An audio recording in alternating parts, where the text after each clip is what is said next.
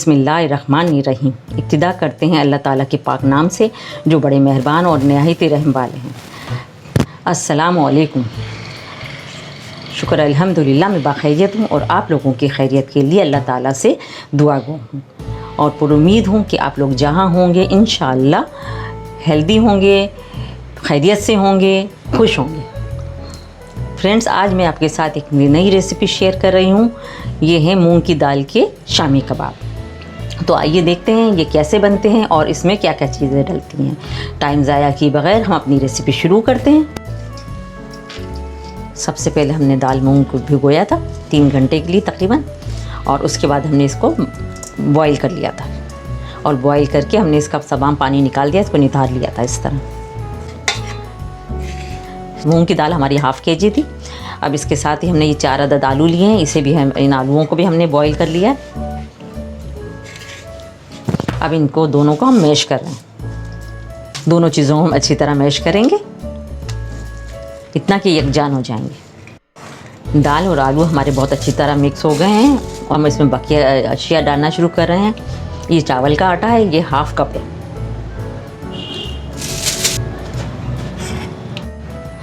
Chop की हुई प्याज है और एक मीडियम साइज़ की धनिया पुदीना है। ये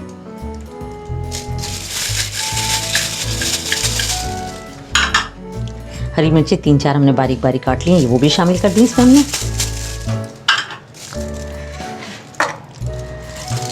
कुटी हुई लाल मिर्ची और नमक, ये आप अपने टेस्ट के मुताबिक डाल लीजिएगा। ये ज़ीरा पाउडर है, भुना कुटा है।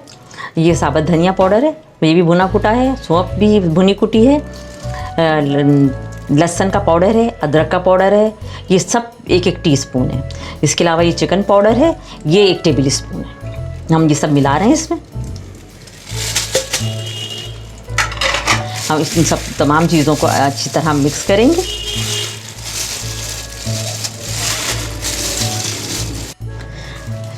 जी देखिए, इस तरह जो है तमाम चीज़ें अच्छी तरह मिक्स हो गई हैं।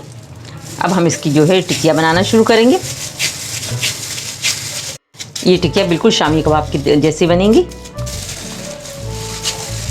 जी फ्रेंड्स, हमने तमाम टिक्कियाँ बना ली है। अब हम इसे अंडे में डिप करके तमाम शामी कबाब को फ्राई करने लगे।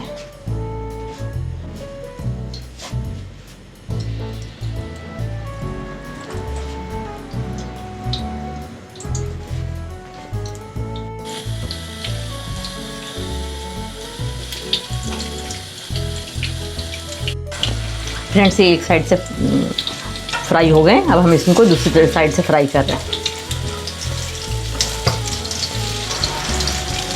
दोनों साइड से गोल्डन कर लेंगे हम।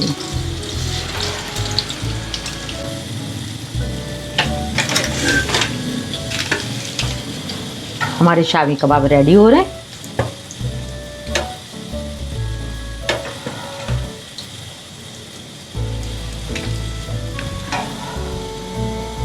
जी फ्रेंड्स, अब हम इनको तो बाकी जो रह गए हैं कबाब उनको भी फ्राई करते हैं और उसके बाद आपको इसकी फ़ाइनल प्रेजेंटेशन दिखाते हैं। जी फ्रेंड्स, ये हमारी रेसिपी की फ़ाइनल लुक है।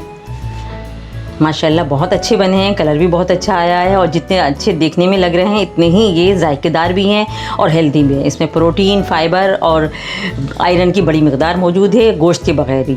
बच्चों के लिए बहुत फ़ायदेमंद है, आप लोग ज़रूर ट्राई कीजिएगा। ये बच्चों को लंच बॉक्स में भी दिया जा सकता है, तो आप लोग ट्राई कीजिएगा। इंशाल्लाह आप लोगों को ज़रूर पसंद आएगा।